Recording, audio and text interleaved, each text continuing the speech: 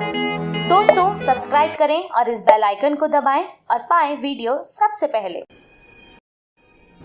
मैं भारत को भारतीयता की मान्यता के आधार पर फिर से खड़ा करना चाहता हूं, उस काम में लगा हूं। ऐसे ही उनके यहाँ फादर्स डे होता है।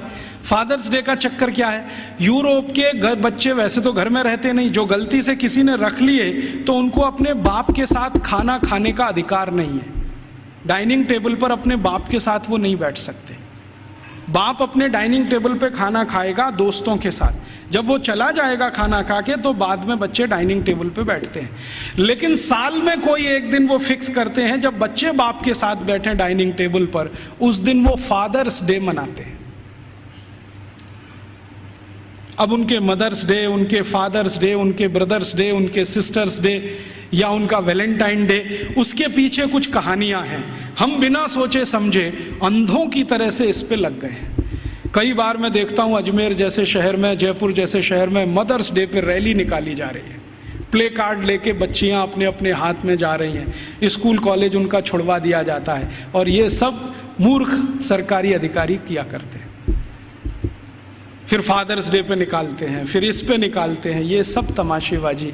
ये मैकॉले हमारे यहाँ छोड़ के गया, और वो बार बार कहता था कि हमें संस्कार देना है, शिक्षा दे पाए ना दे पाए वो महत्व का नहीं, अंग्रेजियत का संस्कार देना है।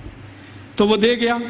अब वो हमारे खून में घुस गया, और इतना घुस गया है कि कुछ समझ में नहीं आता ये निकले कैसे।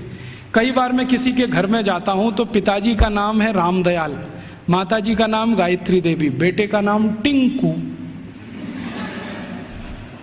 अब मैं पूछता हूं कि ये रामदयाल और गायत्री देवी का टिंकू कहां से आ गया,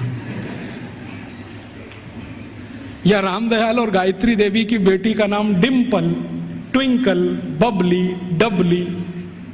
क्या है बबली का मतलब, क्या है डबली का मतलब? इस तरह के नाम हमने रखे हुए। घुस गई अंग्रेजियत हमारे घर।